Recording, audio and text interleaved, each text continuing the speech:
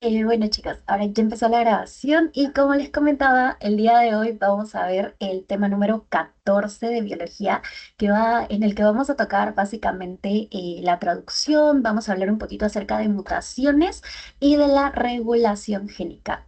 Como en la clase pasada, el chiste de mi sesión no es el poder darle cada uno de todos los datos que les vaya a venir en el examen, pero lo que busco es el que puedan entender el proceso, ¿no? Porque una vez ustedes ya entienden el proceso, ya el poder llegar a su teoría va a ser mucho más tranqui, porque van a llegar, van a entender el cómo se realizan las cosas y ahora sí van a poder profundizar más. No recuerdo cuál es el capítulo del CARP de este tema, así que se los voy a mandar por DM, por eso no se preocupen, por si por algo quieren revisarlo, ¿no? Así que bueno, ahora sí hay que empezar. Este es nuestro índice. El día de hoy vamos a empezar hablando un poquito acerca del código genético. Vamos a continuar con el flujo de la información genética, luego vendría la traducción, vienen mutaciones y la reparación de los errores. Ya.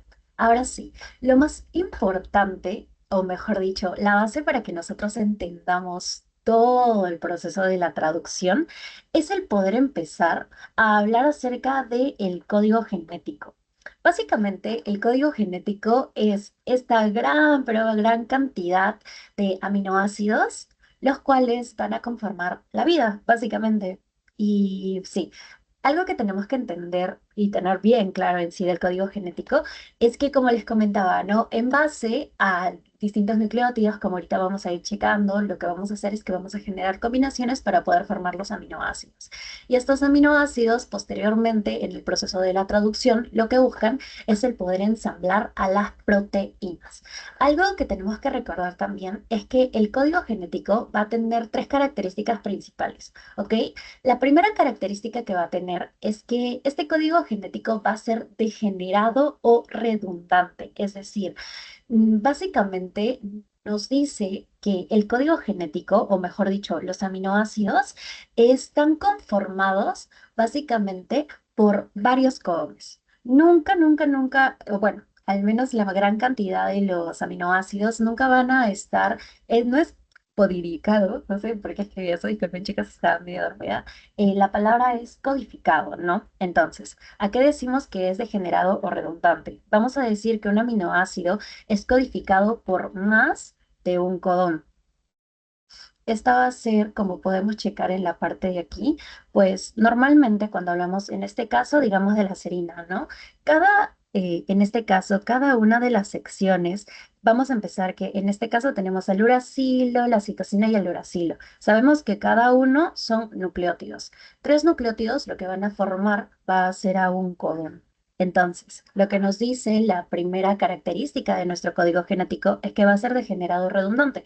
¿Por qué? Porque la mayoría de nuestros aminoácidos no va a estar formado por un solo codón, sino va a estar formado por más. En este caso, como pueden checar, vamos a ver que la leucina está formado por dos codones. La fenilalanina va a estar formado por dos codones también. Y la serina va a estar formado por cuatro codones. A eso se refiere. Pero siempre tienen que recordar las excepciones y en este caso las excepciones a esta regla van a ser dos. Y van a ser justo los codones los cuales nos van a ayudar a poder marcar nuestro inicio y nuestro final. En este caso, aquellos los cuales no van a cumplir con esta van a ser la metionina y también el triptófano, si no me equivoco. Ujú. Y esto lo tienen que recordar porque estos dos aminoácidos van a ser justamente aquellos los cuales solamente tengan un codón que los vaya a formar. Esto va a ser importante porque en los exámenes siempre tienden a preguntar los exceptos. Así que por eso les comento que deberían de recordar cuáles van a ser los dos aminoácidos que van a ser las excepciones a esta regla. Y bueno, continuamos, luego acabé de decir dos, pero la siguiente característica que va a tener nuestro código genético es que va a ser universal. ¿A qué me refiero con esto? En resumidas cuentas, todos los organismos vivos, tanto los eucariotas como los procariotas, van a utilizar el mismo código genético para los mismos aminoácidos. Es decir, lo que se va a hacer normalmente es que digamos, ¿no? Así seamos procariotas o eucariotas, ambos organismos pues van a tener justamente los mismos codones para poder codificar a los mismos aminoácidos. Esto de aquí, tienen que recordar también que van a haber excepciones y de hecho en su teoría van a encontrar una tabla que no la traje el día de hoy porque es una tabla un poquito larguita que me gustaría que puedan revisar a detalle, donde, si no me equivoco, eran tres o cuatro aminoácidos, los cuales variaban un poco. Dudo mucho que les vayan a preguntar acerca de todos, les diría que le echen un ojito, pero no se centren demasiado en esto porque los temas de un poco más adelante van a venir más en el examen. Así que quédense con que, en resumen, el código genético va a ser universal, tanto para procariotas como para eucariotas. Y considero que la característica más importante que va a tener el código genético es justamente esta, y es el que no va a ser sobrelapado. ¿A qué me refiero con esto? En resumidas cuentas, esta característica lo que nos busca decir es que cada codón va a ser leído una sola vez y de manera continua en el marco de lectura. Y aquí viene el concepto que sí o sí quiero que se lleven el día de hoy, que es el de marco de lectura abierto, si no me equivoco. Ajá, el marco abierto de lectura. Básicamente, este marco abierto de lectura nos dice que en este caso nuestras proteínas y tal, o sea, nuestro ARN que va a ser procesado para que posteriormente se transforme en una proteína, lo que va a pasar es que va a tener una secuencia de codones sucesivas que va a comenzar con un codón de inicio y va a terminar con un codón de final. Y se tiene que realizar de la siguiente manera, que va a ser esta de aquí. En este caso vamos a ver nuestra cadena de los ácidos nucleicos y vamos a ver cómo se está haciendo una lectura de el primer codón, luego viene la lectura del segundo codón, viene la de lectura del tercer codón, cuarto codón y así sucesivamente. Pero ¿qué pasa? Nosotros vamos a decir que no es sobrelapado porque nuestra lectura de los codones no puede realizarse de la siguiente manera. O sea, nosotros no podemos leer con el primer nucleótido, al segundo y al tercero el primer codón. Luego, del segundo, tercer y cuarto aminoácido, el segundo codón, no, ellos no pueden sobrelaparse. O sea, necesitamos ir, en este caso, en secciones de tres, que representaría cada uno de los codones. Y otra manera en la cual tampoco puede realizarse la lectura de, en este caso, la lectura de nuestro código genético, va a ser dejando espacios. En este caso, pues no sé si pueden checarlo por la imagen porque creo que está bastante claro, pero vamos viendo cómo se realiza la lectura del primer codón. Chévere. Tenemos un segundo codón, un tercer codón y vemos que no se están sobrelapando, ¿no? O sea, no está uno por encima del otro, ya. Pero ¿qué pasa? Es que no se pueden dejar aminoácidos o en este caso los nucleótidos sin leer. ¿Por qué? Porque nosotros estaríamos alterando nuestro código genético. Porque, y esto es algo muy importante que quiero que recuerden y pueden checarlo aquí, de hecho, va a depender mucho de la secuencia de nucleótidos las cuales nosotros vayamos a tener dentro de nuestra cadena para que nosotros tengamos un aminoácido en específico. En este caso, ¿qué pasa, no? Si nosotros realizamos mal nuestra lectura, digamos, de lo que normalmente nosotros podríamos leer CUU y sería para el aminoácido de leucina. Si nosotros realizamos una mala lectura, ¿qué podría pasar? Bueno, ¿qué va a pasar? Pues digamos que en acá tenemos UCC, luego viene SCU y tal. Entonces, si nosotros realizamos mala lectura y leemos UCC, dejamos un espacio y luego empezamos con UU y digamos que casualmente viene otra U, ya nosotros no estaríamos leyendo a una leucina, sino estaríamos leyendo a una fenilalanina, ¿entienden? Y eso de hecho es una de las mutaciones que pueden presentarse que vamos a ir checando más adelante. Así que no es nada complicado, simplemente tienen que recordar que el marco abierto de lectura va a ser que nosotros, bueno, nuestra secuencia, nuestro código genético, sí o sí va a ser una secuencia sucesiva, que empieza con un codón de inicio y con un codón de final, y todos los codones que se encuentran dentro de nuestro código genético tienen que leerse de manera no solapada. Es decir, cada codón se lee de manera independiente sin dejar espacios entre la lectura. Listo. Ahora sí. Continuemos con lo que íbamos viendo durante la clase anterior y es el flujo de la información genética.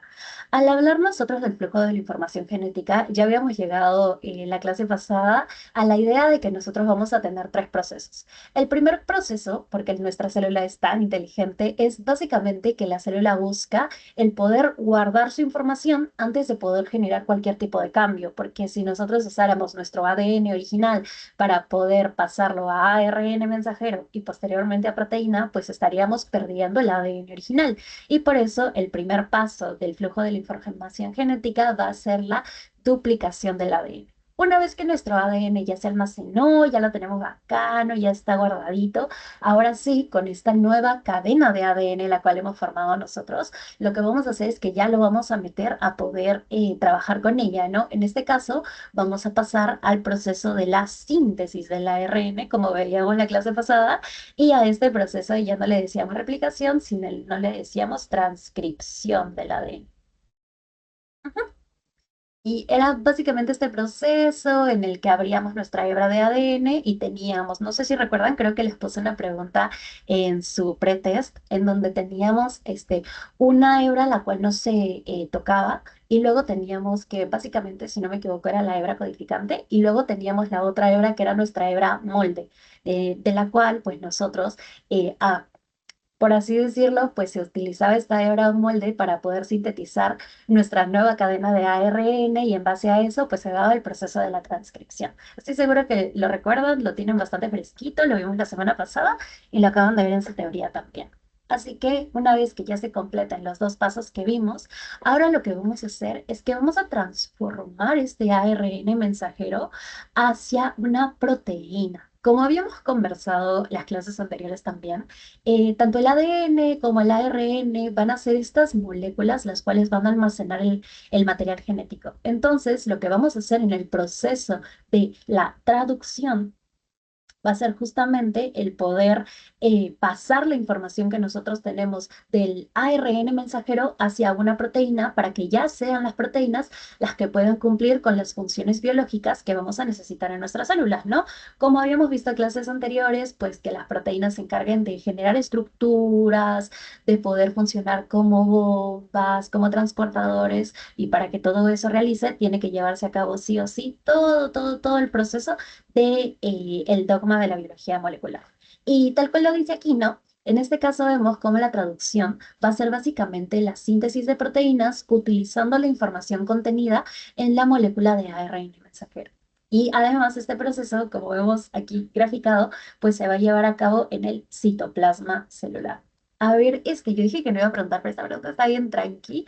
A ver, Álvaro Junior, creo que te llamas. ¿Qué tal? Quiero que me digas si recuerdas en qué parte de la célula se llevaba a cabo el proceso de la replicación. Una pregunta tranqui para ir despertando. Oli. O si alguien lo recuerda, ¿en qué parte de la célula se llevaba a cabo el proceso de la replicación?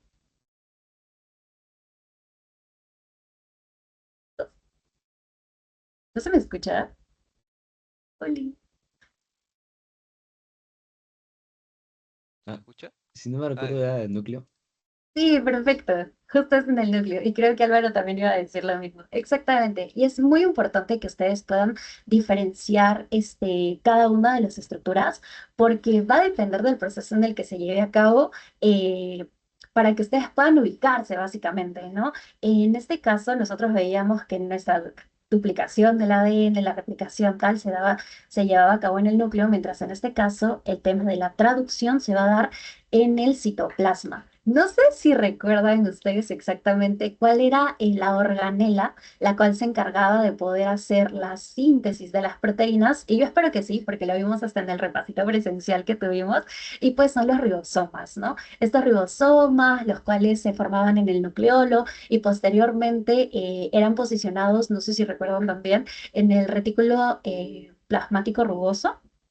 Retículo endoplasmático rugoso, ajá, y justo esto se caracterizaba por los ribosomas y una vez que se sintetizaba la proteína, se iba liberando por el retículo hasta que llega el aparato de Golgi y ya se liberaba con sus vesículas, ¿no? Ya, básicamente estamos siguiendo la misma línea y quiero que recuerden bien este proceso porque ahora vamos a ver lo que pasa en el ribosoma para que se lleve a cabo la síntesis de proteínas. Ya, ahora sí. Y justamente viene acompañado de esta idea. En este caso, la organela encargada de la síntesis de proteína van a ser los ribosomas. Y como habíamos checado también muchas clases anteriores, los ribosomas van a ser estas organelas celulares, las cuales van a estar conformadas por dos subunidades. Vamos a tener una subunidad mayor y una subunidad menor. La subunidad menor, no sé si recuerdan, pero básicamente lo que ella hace es el poder encargarse de la lectura del ARN mensajero. Lo que va a hacer ella es que va a identificar cuál es la información que está dentro de esta célula de que contiene, mejor dicho, de esta estructura, la cual contiene la información genética para poder codificarla y poder enviarla a la que pueda ahora sintetizarse la proteína. Mientras que la subunidad mayor, pues ya lo que hace es el poder estructurar a la proteína. Básicamente, ella cataliza la formación de los enlaces peptídicos entre los aminoácidos durante la traducción. Y pues esto lo va a hacer gracias a los sitios que va a tener. En este caso, cuando hablamos del proceso de la formación de enlaces y tal, vamos a hablar del sitio P, si no mal recuerdo. Pero ahorita vamos a checar cada parte. Ya. Algo que también quiero que recuerden es que nosotros al hablar de los ribosomas, creo que también ya lo habíamos checado, es que nosotros vamos a tener una distinción entre los ribosomas de las células procariotas y los ribosomas de las células eucariotas. Y muy aparte de que puedan tener una estructura un poquito diferente por los pesos y tal, lo más importante que quiero que recuerden es que según cada sea el tipo de célula, nosotros vamos a tener una diferencia entre las heces, entre las subunidades, nada más. Y eso es importante que lo recuerden porque puede que a ustedes no les pregunten, ya, quiero que me digas cuál es la función de la subunidad menor, sino que agarren y te pongan, ya, mira, ¿cuál es la función de la subunidad 30S? Que ustedes nada más se saben la subunidad menor, en este caso de una eucariota, pues van a confundir un poquito las cosas. Así que es importante que ustedes recuerden que con respecto a las procariotas, nosotros estamos hablando de ribosomas de 70S, los cuales van a tener, como sabemos, dos subunidades. Una mayor, que en este caso va a ser de 50S o de 50 subunidades, si no me equivoco, ajá, y luego la menor, que va a ser de 30 subunidades. Y yo sé que entre ambas suman 80, pero siempre se realiza así el conteo de los ribosomas. La verdad es que nunca me puse a leer muy profundamente, siempre me quedó esa curiosidad, pero bueno, ya le checaré y les contaré qué encuentro. Y luego, con respecto a las eucariotas, nosotros ya no vamos a tener 80S, o mejor dicho, nuestra subunidad, 70S, perdón, sino vamos a tener una subunidad de 80. O sea, simplemente quiero que recuerden que la de eucariota va a tener una subunidad más grande. Y en este caso, pues vamos a tener la siguiente división. La subunidad grande va a tener 60 subunidades y en este caso, nuestro su unidad pequeña, pues va a tener justamente 40 subunidades, ¿no? Y ya, simplemente quiero que recuerden eso. Si quieren, ya pueden ir checando más a detalle cómo se va a componer cada partecita del ribosoma, porque pues al final los va a ayudar en el examen, ¿no? Pero como les comento, a mí me gustaría que se queden principalmente con, ya, yo veo 80 subunidades, este es de eucariota y este se va a conformar por 60 la mayor, 40 la menor y así ustedes ya pueden irse ubicando. Ahora sí, algo como les comentaba que nosotros que tenemos que recordar sí o sí de los ribosomas van a ser los sitios los cuales vamos a encontrar en nuestro ribosoma. Básicamente se va a ver así, como lo podemos ver graficado en esta parte, ¿no? Vamos a ver la presencia de tres sitios. En este caso vamos a empezar con el sitio A o el sitio aceptor, o tal vez le pueden decir el sitio de apertura. ¿Y por qué es importante? Justamente, este va a ser el sitio que nos permita iniciar con el proceso de la traducción. En este caso, este sitio va a ser aquel en el que vamos a ubicar a nuestro ARN, de transporte, si no me equivoco, a nuestro ARNT cargado con un aminoácido, el cual va a ser incorporado a la cadena polipeptídica de crecimiento. Simplemente recuerden que el sitio receptor es el sitio en el que nosotros vamos a empezar la traducción. Luego viene el sitio P, que es el sitio péptido. En este caso, nosotros vamos a encontrar ubicada la cadena polipeptídica en crecimiento y luego va a llegar el sitio E, que va a ser justamente el sitio de salida o la E viene de exit del ARNT, el cual va a ser ya descargado, es decir, sin un aminoácido. Sé que ahorita suena un poquito raro, pero lo vamos a checar un poco más a detalle y la verdad es que es realmente sencillo. Así que simplemente quiero que se acuerden, sitio A viene de aceptor, es el punto en el que vamos a iniciar la traducción y vamos a tener ubicado a nuestro ARN, a nuestro ARNT. Luego vamos a tener a nuestro sitio P, donde vamos a tener a nuestra cadena polipeptídica en crecimiento y luego vamos a tener al sitio E de salida que va a permitir que el ARNT viejo, por así decirlo, porque he visto que se usa ese término también, pues puede ser eliminado, ¿no? Y este ARNT, el cual se está saliendo, ya se va sin su aminoácido y este aminoácido, el que trajo en un momento, pues lo que hace es unirse a la cadena polipeptídica que se ha ido formando. Ya. Algo importante que nosotros tenemos que recordar de nuestro ARNT es que este ARN básicamente lo que nos va a permitir es el poder interpretar lo que nosotros o la información que nosotros tengamos en nuestro ARN mensajero. Va a tener esta forma, que la verdad es que no recuerdo muy bien cuál era el nombre exacto de la formita. Ah, aquí está. Justamente va a tener esta estructura de hoja de trébol. Y lo que va a hacer es que dentro de su formación vamos a tener varias estructuras las cuales son importantes para que comencemos con el proceso de la traducción. El primer, o mejor dicho, algo o una característica muy importante de justamente este ARNT va a ser que ellos van a contar con un anticodón. Y este anticodón lo que va a permitir, si no me equivoco, es el poder reconocer el codón del ARN mensajero. Y lo va a hacer porque justamente en el anticodón lo que va a tener van a ser las bases complementarias del ARN mensajero. Además, vamos a tener,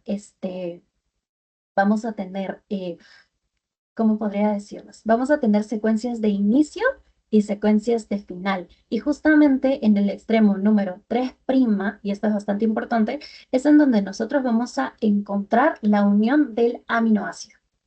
Entonces, tienen que recordar, y les recomendaría la verdad que lo chequen, en este caso en el extremo 5', nosotros vamos a tener la secuencia GCG, que va a ser la secuencia de inicio, y luego vamos a tener a la secuencia en el 3', vamos a tener a ACC, ¿ok?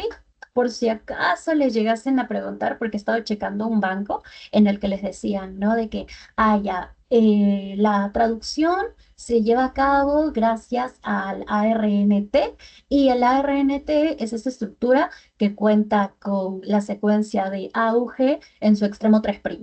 Pues no, porque ya sabemos que en la secuencia del 3' va a ser el ACC. Y justamente en este segmento o en esta secuencia de 3', nosotros vamos a encontrar la unión del aminoácido. Y de igual manera, fue justo la pregunta que les puse en el pretest, lo que nosotros encontramos, y la verdad es que es la estructura o una de las cositas más importantes que podemos encontrar en el ARNT, va a ser la presencia del anticodón, el cual, como les decía, nos va a poder permitir el poder reconocer los codones, ¿no? Listo. Y bueno, en este caso ya no estamos viendo la estructura de hoja de trébol, sino que podemos checar esta estructura terciaria, en la cual se van a formar como Ls, los cuales se van a llevar a cabo por la formación de puentes de hidrógenos entre las bases de estos loops. Pero la verdad es que no es importante que ustedes recuerden esto. Lo único que sí tienen que reconocer justamente va a ser la presencia de este anticodón, que sí o sí se va a encontrar dentro de los ARNTs. Y en este caso, pues les traje una imagen de un ribosoma que encontré y pues vamos a ver graficado cómo vamos a encontrar a nuestras subunidades, que era lo que estábamos conversando, ¿no? Vamos a tener a nuestra primera subunidad, que les decía que va básicamente a permitir que se inicie con el proceso de la traducción y le vamos a decir mejor dicho, el sitio de y ex sitio de activación, creo que era, no recuerdo, siempre se me va. El sitio aceptor, se me fue la palabra, disculpen. El sitio aceptor, luego vamos a tener al sitio peptídico y para finalizar tenemos al sitio de salida, ¿no? Al sitio de éxito. Listo. Ahora sí, ya. Entendiendo bien cuáles van a ser las estructuras que formen parte, qué es el código genético, cuántos nucleótidos forman un codón y que los codones posteriormente van a formar los aminoácidos y son los aminoácidos, estas secuencias las cuales van a permitirnos el poder formar una proteína, empezamos hablando de cómo es que se da este proceso, ¿no? Ya, para poder entender el cómo es que se lleva a cabo el proceso de la traducción, nosotros tenemos que partir por el entender cómo es que se lleva a cabo el acoplamiento de los aminoácidos al ARNT, que como veíamos hace ratito, pues justamente en el ARNT, cuando estábamos en este caso en la parte de 3', encontrábamos la unión de un aminoácido. Bueno, y este aminoácido va a ser muy importante porque nos va a permitir el poder ir alargando la cadena de proteínas, ¿ya? Y esta unión, en este caso de el aminoácido al ARNT, lo que nos va a permitir, o mejor dicho, tiene que llevarse a cabo en primer lugar con el proceso de la activación del aminoácido. Este va a ser un proceso activo. Entonces, lo que tienen que recordar ustedes es que al hablar de activación, proceso activo, estamos hablando del ATP, que era justamente nuestra moneda energética.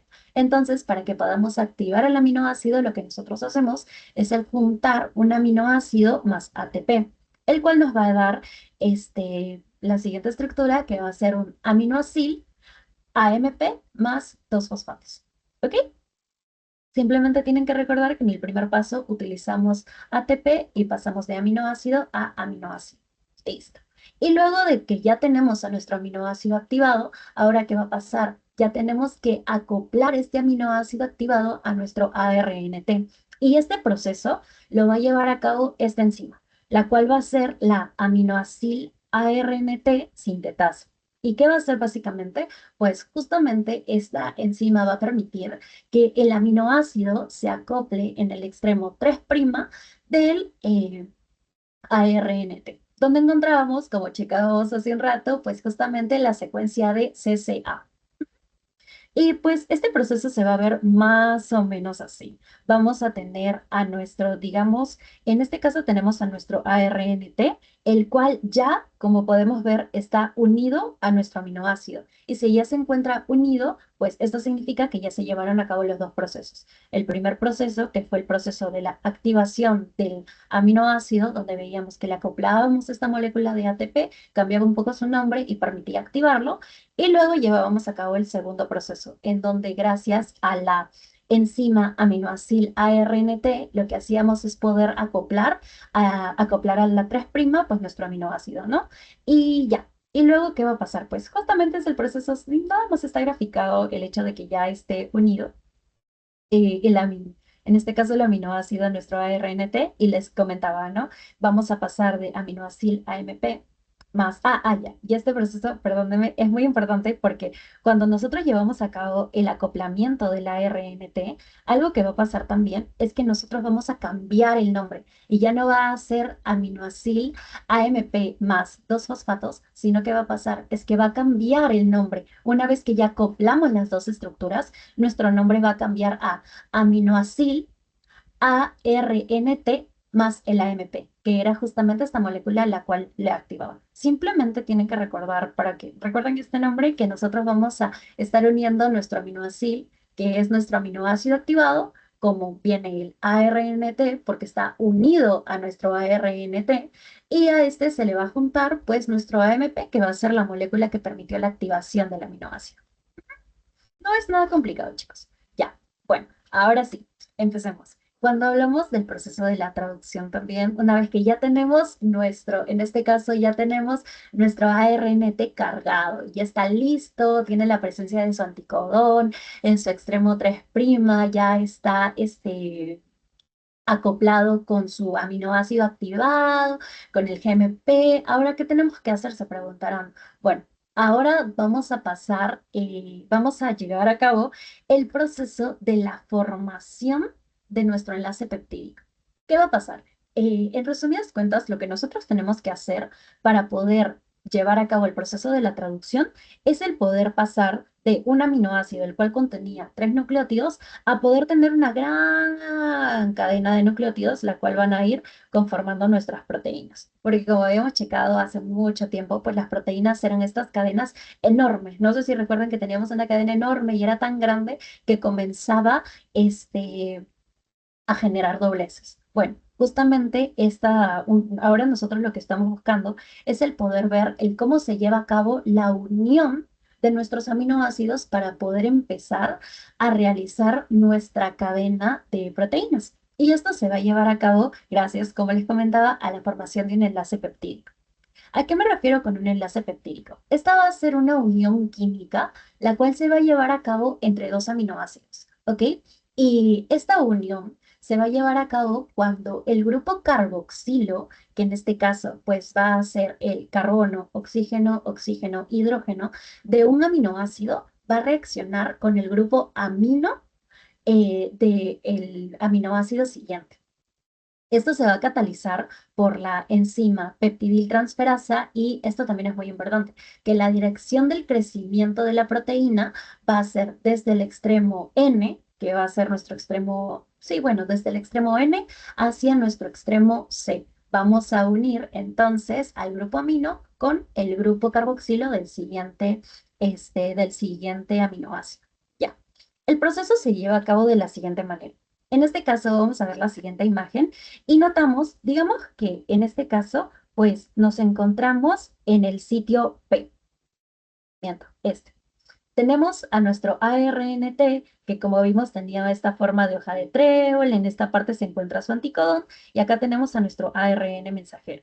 Este se encuentra en el sitio P, acá tenemos al sitio A, y luego acá vamos a tener al sitio E, que es el sitio de salida. ¿Qué va a pasar?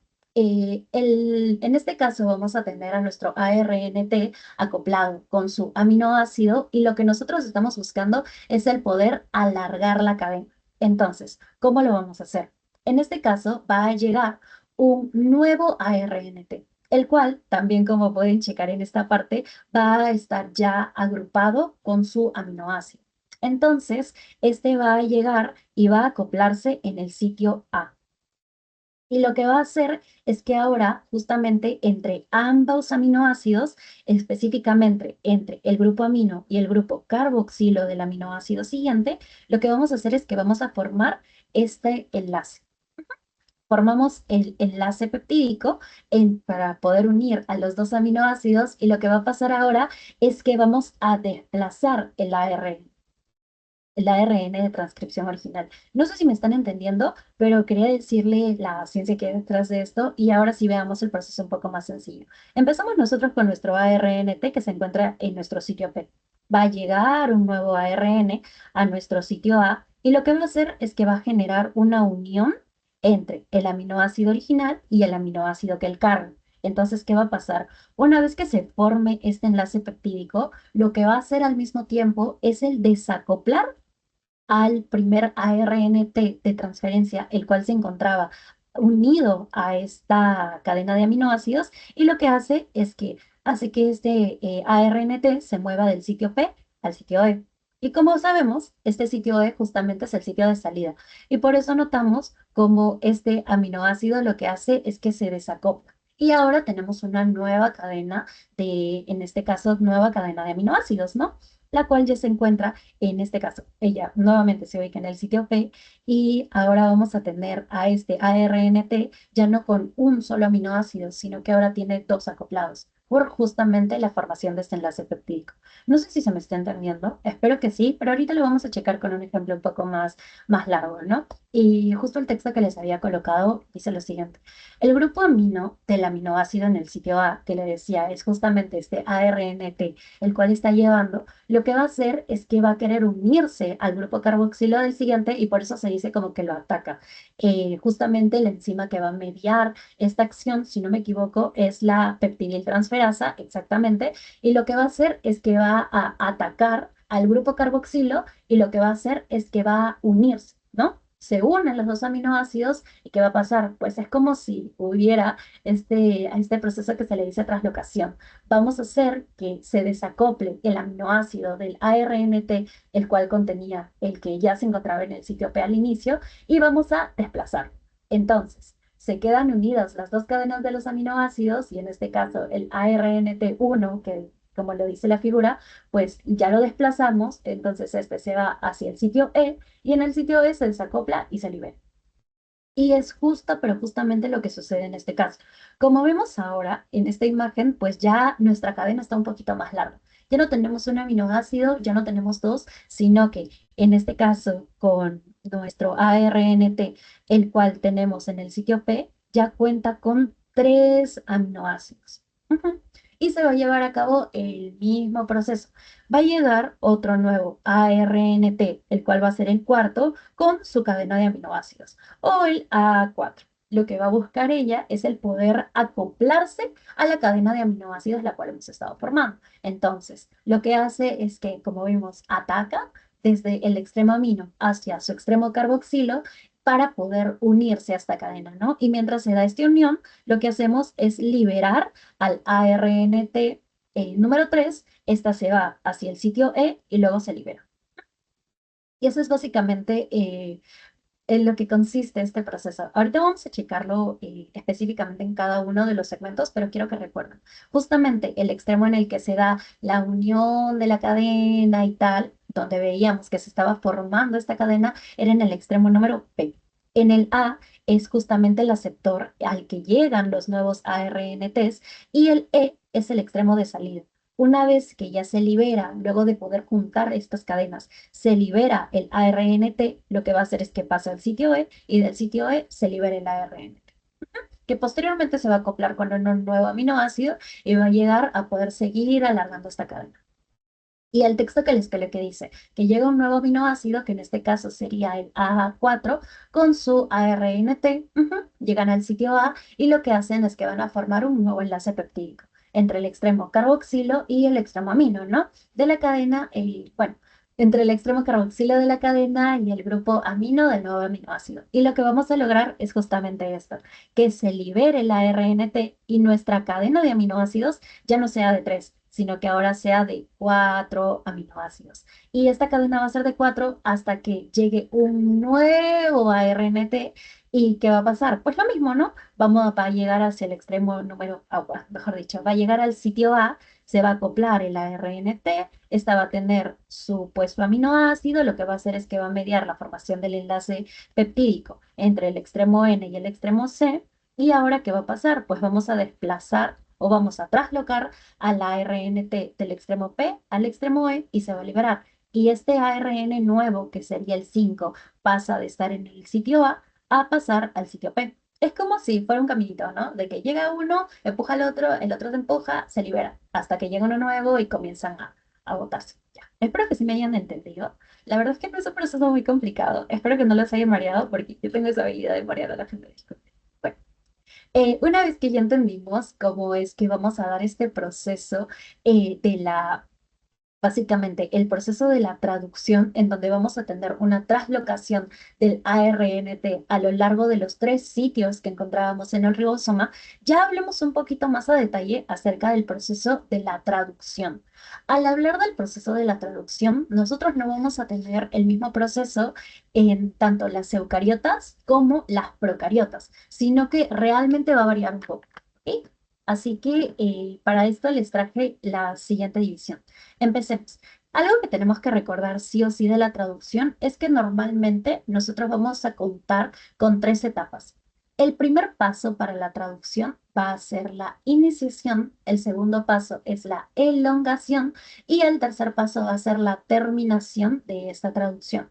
Bueno, ahora sí, empecemos. Cuando hablamos acerca de la traducción del ARN mensajero, en este caso del paso de la iniciación, lo que nosotros tenemos que recordar es que este proceso inicia o surge justamente con el reconocimiento. ¿Qué va a pasar? Nuestro ribosoma tiene que reconocer a una secuencia en específico, que va a ser la secuencia de Shine Dalgarno, creo que se llama, y va a ser justamente esta secuencia de aminoácidos, la cual desde el extremo 5' cuente con AGG, AGGU y termine en el 3', ¿no? Y es importante que lo reconozca porque con este, una vez que reconoce, pues se va a unir a este segmento y va a poder llevar a cabo el proceso de la traducción. Luego viene el paso número 2, en el cual llevamos a cabo el paso de la iniciación. En este caso, nuestro ARNT iniciador lleva hacia el aminoácido F-metionina y se va a unir al codón AUG en el ARN. Creo que no se les había comentado, pero básicamente, justamente el codón de AUG va a ser el codón que lo que busca es marcar el inicio. El inicio puede ser tanto el inicio de la transcripción como el inicio de la traducción del ADN. Y por eso nos dice que este va a empezar, en este caso, con nuestro aminoácido F-metionina y se va a unir al codón de AUG, que es el que está marcando el inicio. Y luego, ya una vez que se acopló el ARNT al AUG que teníamos en nuestro ARN mensajero, lo que va a pasar ahora es que ya se van a proceder a acoplar las dos subunidades del ribosoma. En este caso, pues nosotros teníamos al que estaba leyendo, que habíamos visto, en este caso estamos en procariotas, que era nuestra subunidad 30S, y luego pues vamos a tener a una subunidad mayor, la cual era la subunidad, pues si no me equivoco, 50S. Bueno, una vez que ya se une, en este caso nuestro aminoácido, nuestro codón, ya se acopla esta subunidad de 50S a la subunidad de 30S. Entonces se va a dar la formación del ribosoma 70S y pues vamos a tener ahora sí a un ribosoma activo. Algo que ustedes también tienen que recordar de este proceso, o al menos de este paso, que suena un poco confuso también, es que en este caso vamos a tener la presencia de factores iniciadores. Ujú. En la TEO les mencionan justamente la presencia de tres factores iniciadores. Vamos a tener AF3, AF1 y AF2. Y yo les traje el para qué vamos a usar cada uno de nuestros factores iniciadores. En este caso, el factor iniciador 3 lo que va a permitir es que se lleve a cabo una correcta unión al 30S del ribosoma, ¿no? Básicamente va a permitir que nuestro ARN mensajero se ensamble de manera correcta a nuestra subunidad 30S. Luego, nuestro factor iniciador 1 y también el 2, lo que van a permitir también es que van a hacer que el ARNT con la F-metionina, que era este aminoácido, pueda colocarse en el sitio AUG, promoviendo o iniciando con el inicio de la traducción, que justamente era el paso número 2, ¿no? Y luego ya el factor iniciador número 2 lo que va a permitir es que usando GTP, que es esta molécula de energía, va a permitir ya la unión de la subunidad, pues 50S, para que ya formemos el ribosoma activo, que va a ser el de 70S. Y esto es lo que vamos a checar en este proceso. Lo que estamos viendo en este caso es que, en este caso, nuestro ARNT, que va a ser el iniciador, va a tener acoplado este aminoácido que va a ser la F-metionina. Este se va a acoplar por el proceso que ya vimos a nuestro ARNT, ¿no?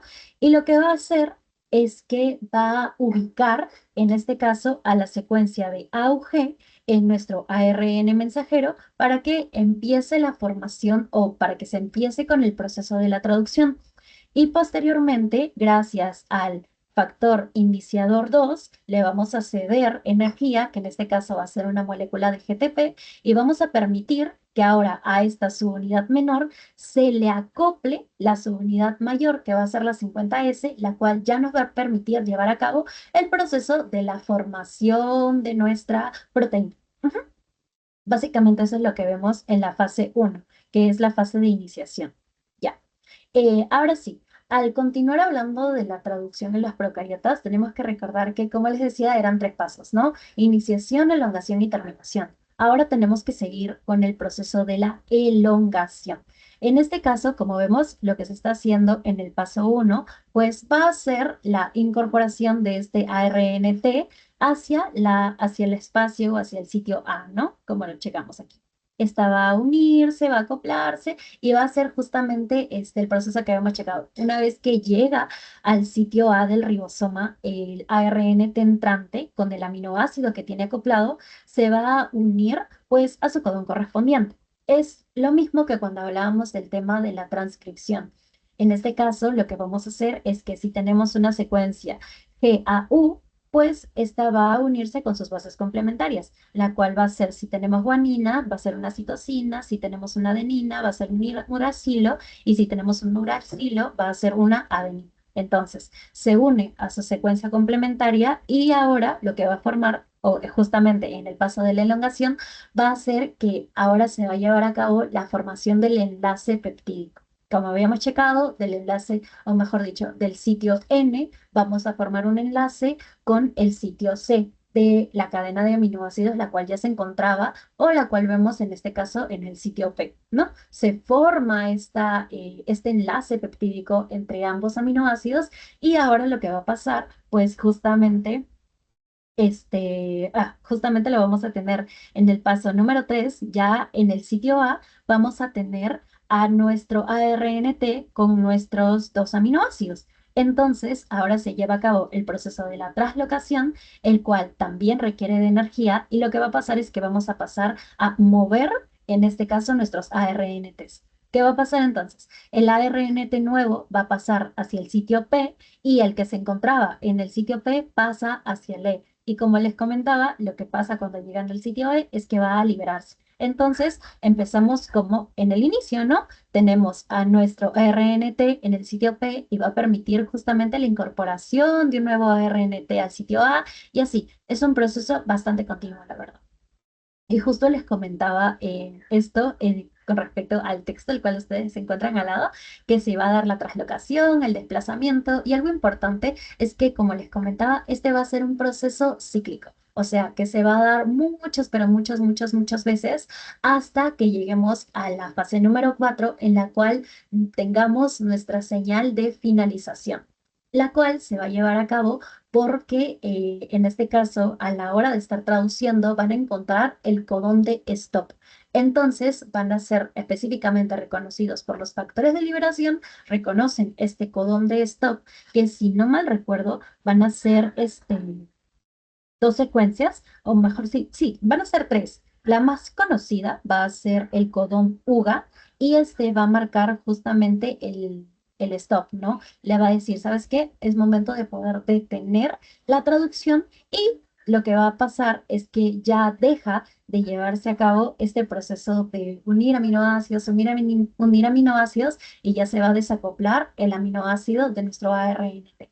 Y ya vamos a tener en este caso nuestra cadena de proteína sintetizada. No sé si se me ha entendido, espero que sí. La verdad es que es un proceso bastante sencillo, espero realmente que me hayan entendido. Y si no, mil disculpas. Así que ahora vamos a pasar a básicamente ver lo mismo, solo que al hablar de las eucariotas, pues siempre va a ser como que un poquitito más complejo, ¿no? Ya. Empezamos nuevamente. Hablemos ahora de la traducción, pero ya no en células procariotas, sino en las células eucariotas. ¿Qué va a pasar? Cuando nosotros hablamos de la traducción del ARN mensajero en las eucariotas, lo que va a pasar es que vamos a tener una codificación diferente porque vamos a recordar que el ARN mensajero de las eucariotas se encontraba modificado. Teníamos en este caso en el extremo 5', no sé si recuerdan, pero teníamos un cap que era como un capuchón que le permitía justamente el darle estabilidad y permitir el reconocimiento del ARN mensajero por los ribosomas. Y luego en el extremo 3' teníamos incorporado una cola de poli A, la cual era una secuencia de adeninas en el extremo 3', las cuales ayudaban también a poder darle estabilidad y poder permitir que se exporte el ARN. Algo importante que también tenemos que recordar es que nuestro ARN mensajero, en este caso, ya no va a tener intrones, porque como veíamos en el proceso de la traducción, lo que se hacía justamente era que cuando teníamos estos intrones, pues se eliminaban. No sé si ustedes recuerdan que llegaban, se hacían unos cortes, eliminaban los intrones y los reemplazaban, ¿no? Se sintetizaban nuevos nucleótidos, los cuales se iban incorporando a la cadena y venía la ADN ligasa y los iba agrupando para que tengamos una secuencia fundada en los exones, que justamente son las secuencias codificantes. Entonces, es importante que ustedes recuerden que esto va a ser un ARN modificado que va a tener la presencia del CAP5 en el extremo 5' y del poli-A en el extremo 3'. Y además no va a contar con intrones, sino únicamente con exones. Ya, ahora sí, hablemos del proceso de la traducción del ARN mensajero en las células eucariotas. Aunque se ve un poco raro, realmente es exactamente el mismo proceso. ¿Qué va a pasar? Cuando hablamos acerca del proceso de iniciación en la traducción en los eucariotas, ya estamos incluyendo en este caso un par de pasos los cuales van a ser bastante importantes. Vamos a partir en este caso con la formación del complejo. En este caso vamos a formar este complejo de iniciación. ¿Y qué va a pasar? En este caso, la subunidad pequeña, la cual va a ser la 40S, lo que va a hacer pues es que se va a unir al ARN mensajero, porque justamente les decía que esta pequeña subunidad era la que se encargaba de poder leerla, ¿no? Y además, este ARN mensajero pues va a incorporarse al ARNT, el cual tenía justo su secuencia, la cual identificaba a la secuencia de iniciación en el ARN mensajero y se acoplaba. Que si no me recuerdo, justamente va a ser la que tiene el aminoácido de F-metionina y también vamos a tener la presencia de factores iniciadores, como en este caso tenemos el 1E. También vamos a tener al factor iniciador 2, al factor iniciador 4. Y algo importante también que tenemos que recordar es que en este caso, tanto nuestro CAP5 como nuestra cola de las adeninas, lo que van a mediar es que este proceso, o mejor dicho, este proceso de ensamblaje se dé de la manera correcta. Ahora lo que va a pasar es que se va a dar un desplazamiento y reconocimiento en el codón de inicio, que era lo que les venía comentando, y van a permitir que se pueda ensamblar de manera correcta justamente a los codones gracias a, a la presencia de los factores iniciadores.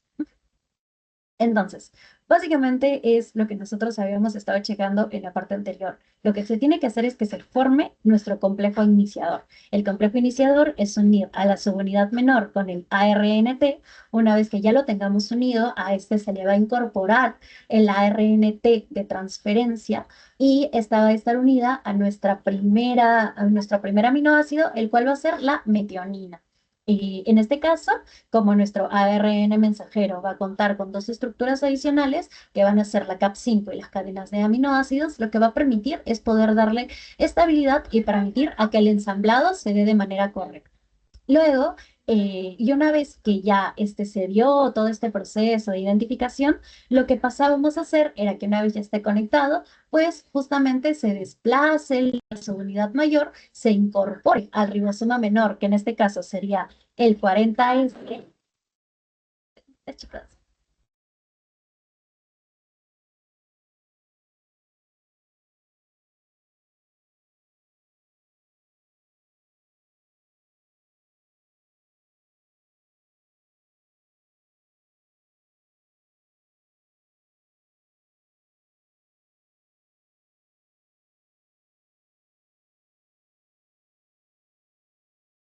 Ya chicos, discúlpenme, que es que me estaban pasando la voz. Ahora, como les decía, ¿no? Al igual que en el anterior, una vez que ya tenemos todo este proceso ensamblado, el ARN mensajero con nuestro ARNT en nuestra subunidad menor, sabemos que ahora lo único que falta es el poder ensamblar a la subunidad mayor, que en este caso sería la de 60S, para que se lleve a cabo el proceso ya de la formación de nuestra proteína.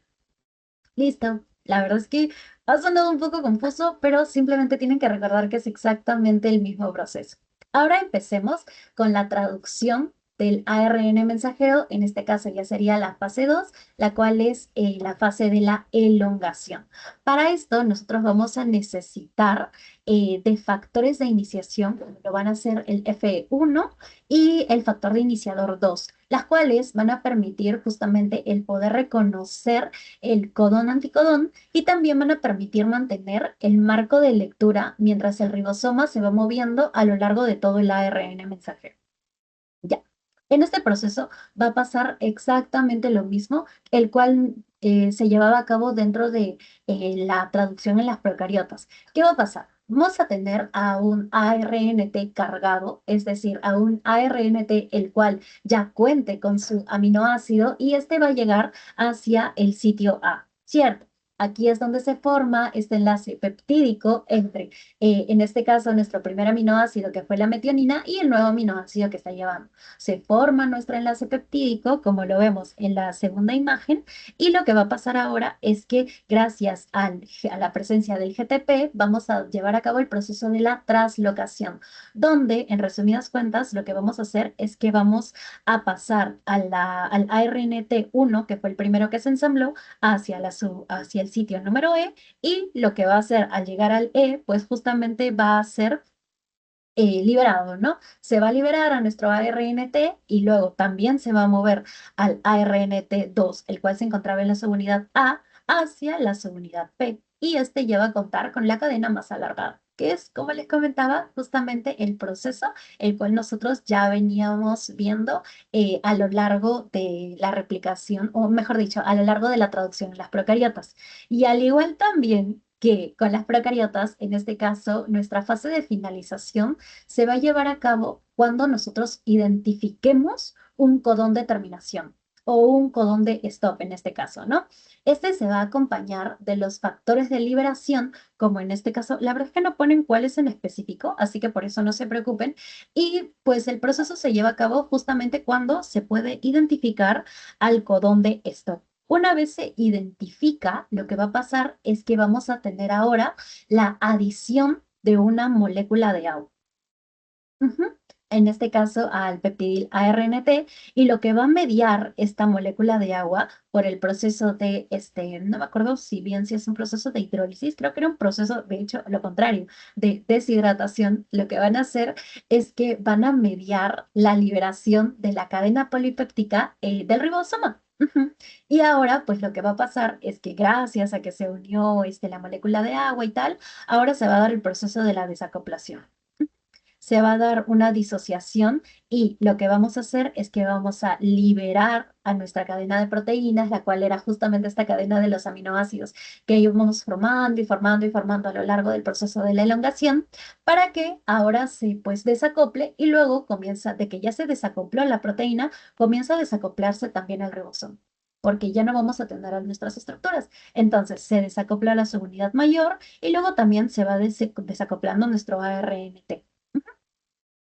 La verdad es que, si no me equivoco, justamente estos van a ser los factores de liberación, los cuales van a permitir que una vez el factor de liberación identifique a nuestro codón de stop, pues que se dé el proceso de la desacoplación de todos los elementos. Algo importante que también tienen que recordar es que nosotros vamos a tener a lo largo de este proceso muchos inhibidores en este caso, la síntesis de proteínas. Para ser bastante sincera, justamente esto es lo que estoy viendo yo en Teo ahorita en Fármaco.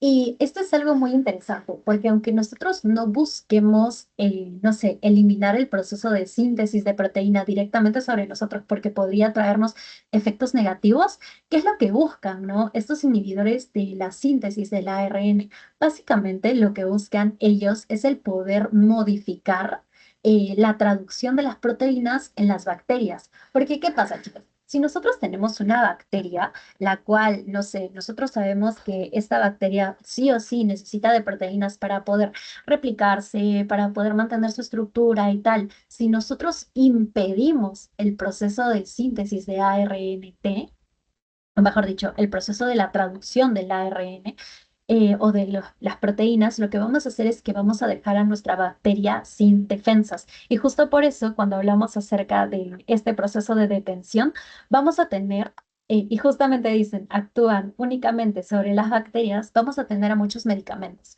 Una de las familias de medicamentos más importantes que se cargan de poder actuar interfiriendo en la síntesis de estas proteínas van a ser las tetraciclinas, que lo que van a buscar las tetraciclinas no es el poder matar directamente a la bacteria, sino que lo que van a hacer es que ellas van a impedir o van a alterar el proceso de la síntesis del ARN, y lo que buscan hacer es que este proceso del ARN se corte. Ujú. Se corte y ya no se formen estas proteínas largas, largas, largas, las cuales nosotros estamos buscando formar con el proceso de la traducción, sino que no sé, digamos que se acoplaron uno o dos aminoácidos, y una vez que se acoplaron ambos aminoácidos, pues llega este medicamento y lo que va a hacer es que ya se rompa la cadena. O sea, como que marca un codón de stop y ya libera la cadena, y pues sabemos que esta va a ser una cadena de aminoácidos. Si no me equivoco, se le dice que va a ser una cadena de aminoácidos la cual es mala, ¿no? Porque no está bien estructurada. No me acuerdo del término exacto, pero quiero que se queden con esa idea. Entonces, si nosotros no tenemos nuestras proteínas bien estructuradas, pues hay justamente un mecanismo también de estos fármacos, es que van a comenzar a acumularse, y esta acumulación va a hacerle daño a la bacteria y así va a morir. Y es bastante interesante, la verdad, todo este proceso. Así que quiero que recuerden cuáles van a ser estos fármacos. Dentro de estas vamos a tener al grupo principal, que van a ser las tetraciclinas, vamos a tener también al clorfenicol, y también vamos a tener a la ciclohexidina, los cuales van a bloquear tanto a los ribosomas, van a bloquear, en este caso, el peptidiltransferasa, que no sé si recuerdan, era justamente esta enzima la cual se encargaba de poder realizar la formación de nuestras cadenas, o mejor dicho, de nuestros enlaces peptídicos, y a las tetraciclinas, las cuales van a bloquear, pues justamente la unión de los aminoácidos de ARNT al sitio A. Entonces, si se bloquea la unión del del ARNT al sitio A, pues ya no se va a seguir elongando la cadena y vamos a tener justamente estas cadenas cortitas, ¿no? Estas cadenas defectuosas acumulándose en nuestra bacteria que posteriormente pueden activar el sistema de lisinas y hacer que la bacteria fallezca. Y así cumpliríamos nosotros con el poder lograr la acción farmacológica que estamos buscando, que en este caso sería el poder erradicar a la bacteria. Y pues sí, chicos, algo más que quería traerles era esta imagen que encontré en Osmosis. La verdad es que me gusta bastante, en la que se ve justamente explicado este proceso. Vamos a tener a la subunidad A, a la subunidad P y a la subunidad E. Vemos cómo está llegando un nuevo ARNT de transferencia con su aminoácido. Este lo que va a hacer es que va a formar el enlace peptídico con justamente los aminoácidos que se encuentran justo en la sección número P o en este caso en el sitio peptídico. Y luego, pues lo que sabemos es que ya se va a dar el proceso de la translocación. El que se encontraba en la número P pasa a la E y se libera. Y luego el que se encontraba en la subunidad A pasa a la P y mantiene, o justamente se queda con esta cadena, ¿no? De aminoácidos que van a permitir la formación de la proteína. Espero que sí se me haya entendido al final. La verdad es que he tratado de explicarlo de varias maneras distintas, pero simplemente quiero que recuerden eso, ¿no? Porque como pueden ver, el proceso realmente es el mismo. En lo único que vamos a tener bastantitas diferencias es al menos en cómo está formado el ARN mensajero, tanto de las células procariotas como de las células eucariotas. En eso vamos a tener la principal diferencia y justamente por eso podemos decir que el proceso de la traducción de las proteínas en el caso de las células eucariotas es un poco más estable. ¿Por qué más estable? Se preguntarán, justamente porque nuestro ARN mensajero pues contaba con estas dos estructuras, que es el CAP en el extremo 5 y la colida de Polía, ¿no? Las cuales le dan estructuras y permiten una mejora en la lectura de nuestra información genética. Ahora sí, ya la verdad es que esta clase he tratado de que sea bastante cortita. Y algo que quiero mencionar también es la presencia de mutaciones. Ignoren este texto, la verdad es que me olvidé de poder cambiarlo, pero básicamente las mutaciones van a ser una alteración la cual nosotros podamos encontrar a la hora en la que se lleve a cabo nuestra síntesis de proteínas. ¿Qué puede pasar? Estas mutaciones justamente pueden darse, como estábamos viendo en la clase pasada, la presencia de errores, no sé si recuerdan, en las que o bien cambiábamos un par de base, o bien se perdía toda una sección del cromosoma. En este caso, al hablar de mutaciones, nosotros podemos tener alteraciones a la hora de hacer justamente la lectura del ARN mensajero. Entonces, si se lee mal el ARN mensajero, el aminoácido se sintetiza mal. Y si ya sintetizamos mal el aminoácido, pues nuestra proteína ya no es la proteína inicial que estábamos buscando, sino que por cambiar una secuencia de aminoácido se forma otra proteína completamente distinta. Y esto es algo importante que lo recuerden porque nosotros vamos a tener dos tipos de mutaciones. Vamos a tener a las mutaciones conservativas y a las, me dan un segundito,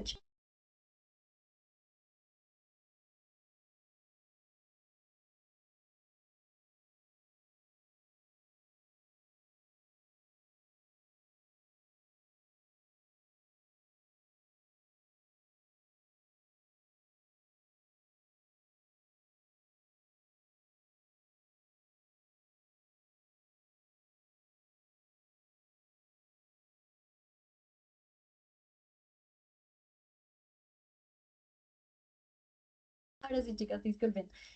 Como les comentaba, ¿no? Nosotros vamos a tener dos tipos de mutaciones, las cuales van a ser las mutaciones conservativas y luego vamos a tener las mutaciones no conservativas. Las mutaciones conservativas justamente lo que buscan es el poder, o mejor dicho, no es que busquen, pero lo que sucede en este tipo de mutaciones es que nosotros vamos a tener una alteración la cual no vaya a generar un cambio real dentro de nuestra proteína. En este caso, la representación de nuestra mutación conservativa va a ser la mutación silenciosa. ¿Qué va a pasar con esta mutación silenciosa? Lo que va a hacer es que ella va a generar un cambio en algún nucleótido del codón que nosotros tengamos en este caso codificándose, ¿no? Pero ¿qué va a pasar? Aunque se dé este cambio de nucleótido en el codón, se va a seguir codificando el mismo aminoácido. En este caso, vamos a ver cómo sucede esto con la arginina, donde vemos como la secuencia inicial era el poder codificar el TCT, que sería una timina, citosina y una timina, cuando se traduce a ARN mensajero, se traduce como adenina, guanina y adenina. Luego este pasa nuevamente a la secuencia de ARN mensajero y el ARN mensajero lo que busca es traducirla a la proteína de, en este caso, al aminoácido de arginina. Pero ¿qué va a pasar? Si nosotros tenemos una alteración en nuestros codones, en este caso, como vemos, ya no tenemos TCT, sino vamos a tener un TCC. Este TCC, al duplicar nuestro ADN, se va a copiar como un AGG. Luego, al hacer la transcripción, ya se va a copiar como AGG y ya no como AGA.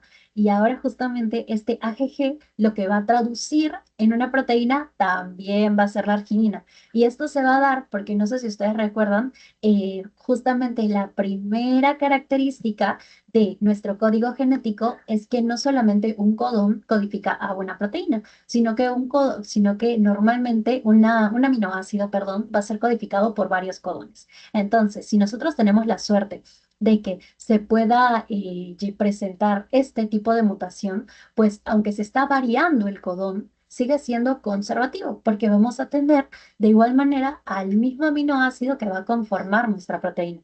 Así que al final del día no vamos a tener ninguna alteración. Pero ¿qué va a pasar? Luego de que nosotros ya tengamos esta mutación bonita, esta mutación conservativa, vamos a pasar a las mutaciones no conservativas. Estas mutaciones no conservativas lo que van a hacer es que sí van a presentar un cambio dentro de nuestra cadena, dentro de la cadena de proteínas o del aminoácido que se estaba sintetizando. Vamos a tener en este caso tres tipos, las cuales van a ser la mutación la mutación con cambio de sentido o con sentido erróneo, la mutación sin sentido y la mutación con cambio de marco de lectura. Al hablar en este caso de una mutación con cambio de sentido o con sentido erróneo, pues básicamente lo que puede suceder es que aparezca un nuevo triplete que codifique un aminoácido de distinto tipo. Es decir, en este caso, cuando se lleva a cabo esta mutación, lo que puede pasar es que la proteína puede afectar su función y también su sitio catalítico. Ya, en el ejemplo anterior lo que veíamos era que se estaba mutando un codón y lo que pasaba era que al final se traducía la misma proteína. Y por eso decíamos que era conservativa. En este caso, el codón que va a mutar, lo que va a hacer es que va a mutar justamente a un codón completamente distinto.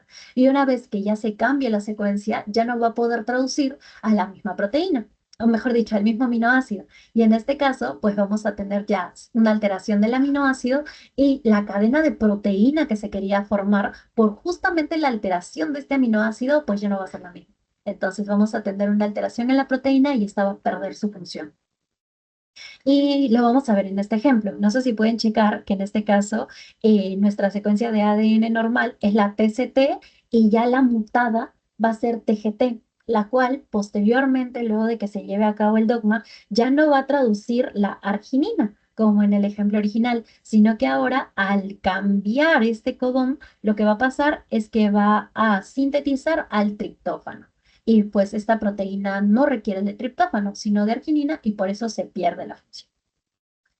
Luego vamos a tener una mutación sin sentido.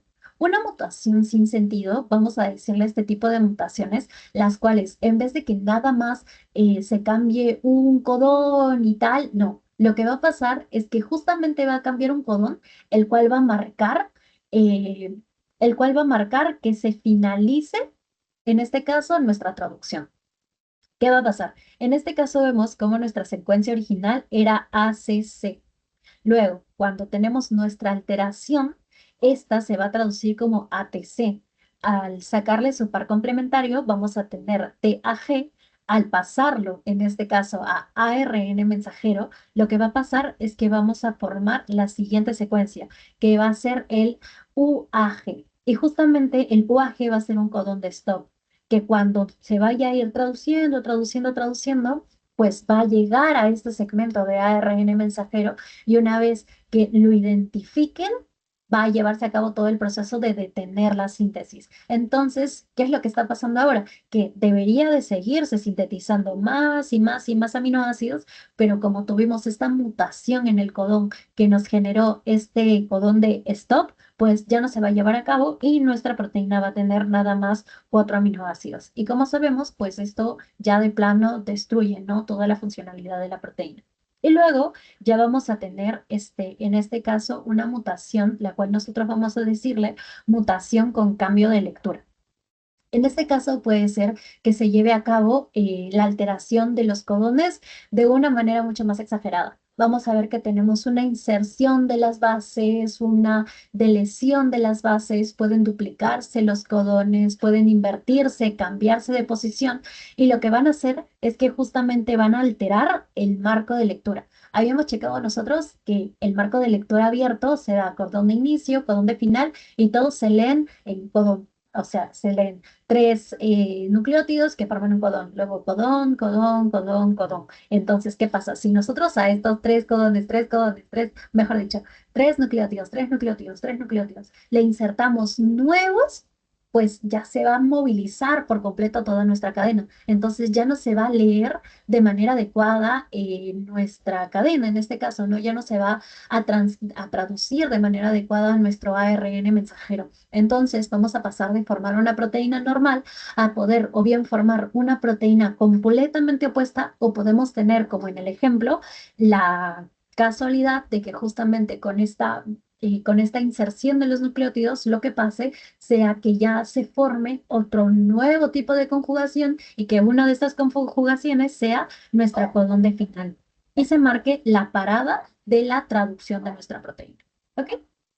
Así que vamos a tener, como les decía, dos tipos de mutaciones, las conservativas y las no conservativas. Las conservativas son las buenas, las que se alteran, pero continuamos teniendo la misma esencia de la proteína, porque hubo una pequeña modificación, pero al final se tradujo el mismo aminoácido, y luego ya las no conservativas, ¿no? En las que podemos tener un cambio de base con cambio de proteína, podemos tener una sin sentido, que ya de plano te marque un final o una alteración con cambio de marco de lectura en la que se agreguen, se quiten aminoácidos y lo que va a hacer es que se altere el cómo nosotros estamos leyendo los codones. Y algo importante también es que quiero que recuerden que uno de los ejemplos más, pero que más claves va a ser para la mutación con cambio de sentido o de sentido erróneo, la presencia, si no me equivoco, va a ser de la anemia falciforme. La verdad es que creo que no me estoy equivocando. ¿Y qué va a pasar con esta anemia falciforme? Es que nosotros vamos a tener justamente una mutación con cambio de sentido en la cadena beta, si no me equivoco. Sí, en la cadena, en el gen, sí, en el gen beta de la hemoglobina, y esto lo que va a hacer es que se esté variando una proteína que creo que era una cisteína, se cambia por una valina o algo así, o sea, se da la mutación de un aminoácido por otro y esto lo que hace es que altera toda la cadena de la hemoglobina. Y por eso vemos que nuestra hemoglobina ya no va a tener la misma forma de lo que tendría que ser como un circulito con este centro que es hundido. Ustedes han visto, ¿no? Un eritrocito, que es como un circulito que tiene la parte central como que, sí, en la parte central es como que hundido, ya. Entonces se pierde por completo esta forma y ahora lo que pasamos a tener es que nuestros eritrocitos toman forma de una cuña. O sea, es como si tomaran la forma de un frisbee y entonces justamente se da esta mutación porque nosotros hemos tenido una alteración en el cambio de sentido o en el sentido erróneo. Y yo la verdad es que les recomendaría que cuando estén en su TEO puedan checar bien cuáles van a ser los ejemplos que les van a dar por cada una de las ocasiones. Porque eso lo he visto que preguntan y al menos yo en todas las de grabadas que he conseguido de bio, pues no he visto, ¿no? Que nos hablen de ejemplos. Pero cuando revisé el final pasado, pues sí, les preguntaron. Así que esténse muy, pero que muy atentos a lo que digan en clase, chicos, porque muy probable eso sea lo que les pregunten. Ahora sí, en esta parte la verdad es que ya no coloqué nada, pero algo que quería decirles antes de que podamos cerrar la sesión es que me gustaría que hablemos un poquito nada más acerca de cómo es que se da el proceso de la regulación. Yo lo que quería hacer inicialmente era poder decirles que darles una idea general y que ustedes ya vayan teniendo ese concepto para su teoría, pero quiero dejarles las ideas un poquito más establecidas. ¿Les parece? En este caso, cuando nosotros hablamos de la regulación genética en las células eucariotas, tenemos que recordar en primer lugar que va a ser un proceso bastante complejo. ¿Ok? Y en este proceso, nosotros lo que vamos a hacer es que vamos a controlar cuáles van a ser los genes que se expresan, en qué momento y cuál va a ser la cantidad de genes que se encuentran expresándose, porque el hecho de que se lleve a cabo todo el proceso de la duplicación, transcripción, traducción del ADN, ustedes ya saben que no es un proceso que sea infinito, ¿no? No es que todo el tiempo esté traduciéndose la misma proteína hasta que la proteína comience y ocupe todo un cuarto de tantos aminoácidos que se han incorporado en este. No, sino que va a tener que tener justamente un fin, el cual era marcado por los codones de stop que veíamos, ¿no? A lo largo de este proceso. Ya, acá. Entonces, esto es importante que ustedes lo recuerden, porque al hablar justamente de la regulación genética, vamos a encontrar distintos mecanismos de regulación. Yo el que les coloqué en su pretest fue justamente el primero de los mecanismos de la regulación, que fue el remodelado de la cromatina. En este caso, cuando nosotros hablamos del proceso del remodelado de la cromatina, lo que va a pasar es que justamente esta estructura de la cromatina tiene que modificarse para poder permitir el acceso hacia de la ARN polimerasa. Y lo que va a hacer básicamente es que esto va a implicar la participación de complejos remodeladores de la cromatina, que lo que van a hacer es que van a alterar la disposición de los nucleosomas para poder facilitar la transcripción de genes específicos. O sea, lo que vamos a hacer nosotros es el poder modificar la cromatina y si ustedes recuerdan, la cromatina era esta estructura del ADN que ya estaba enrollada, ¿no? Teníamos a las histonas y se encontraba de hecho súper enrollada. Entonces, lo que vamos a hacer es que vamos a modificar este súper enrollamiento de la cromatina ¿para qué? Para que pueda ingresar la ARN polimerasa y poder facilitar la transcripción de genes específicos que nos van a permitir justamente con la regulación de todo el proceso. Luego, vamos a tener también la presencia de secuencias regulatorias, las cuales en este caso van a estar, van a estar coordinados, por así decirlo, o van a estar controlados, ahí está, por genes, los cuales van a controlar a estas secuencias regulatorias cis, las cuales se van a encontrar cerca del gen que van a controlar. Estas secuencias lo que van a hacer es que van a ser reconocidas por las proteínas reguladoras, que van a actuar como activadores o como represores de la transcripción. Básicamente van a ser genes los cuales vayan a controlar secuencias dentro de todo el proceso de transcripción, traducción y tal, los cuales van a decirle a la traducción, a la transcripción y a la duplicación, bien, o sea, que se active este proceso, o si no, mal, es decir, que se reprima, en este caso el proceso de la transcripción.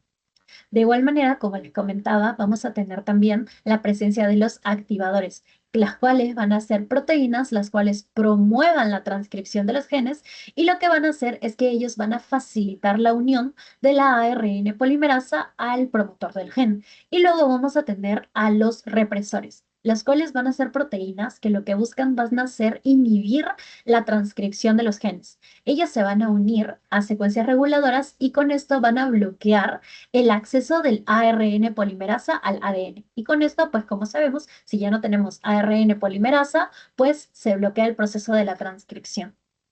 Y también vamos a tener la presencia de los coactivadores y los correpresores. Es decir, ellos no van a reconocer específicamente nuestras secuencias de ADN por sí mismos, pero van a ser esenciales para poder ayudar a los activadores y a los represores a poder cumplir su función.